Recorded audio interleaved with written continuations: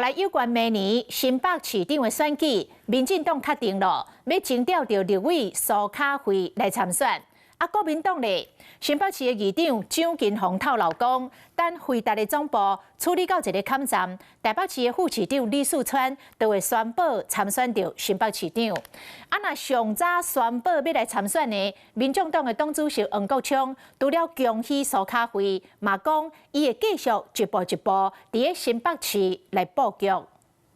推荐我成为新北市民进党的提名人选，我很珍惜这样的机会，我会继续努力。民进党昨决定征调立委苏卡惠参选新北市长，是讲也代表过去支持度正悬的前民进党秘书长林佑昌无要出来选。昨天也有打电话给佑昌哥，电话的部分可能不是没有接通到，当然更会继续请教他、请益他。来看南亚这边，台北市副市长李树川支持度正悬。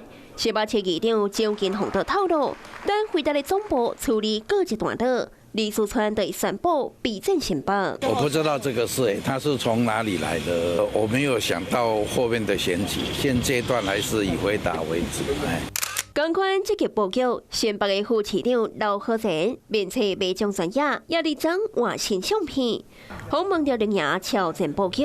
伊讲家己即马是新北市副市长，责任就是将新北市的市政工作做好，强调会继续坚守职位，为市民打拼。2004年提下新北市上关票的新北立委洪明凯也是热门的人选。我现在是新北市的立法委员，我们就是做好我们自己的角色跟位置，后发会先至，所以说请大家不用担心。那恭喜苏巧慧委员，我自己的部分我就是按部就班。南洋竞争真激烈，北洋也来到闹热，和新北的南北校给更加多变数。Hello， 我是易景，想要抢先掌握最及时的新闻资讯吗？赶快订阅、按赞、开启小铃铛，锁定华视新闻的 YouTube 频道。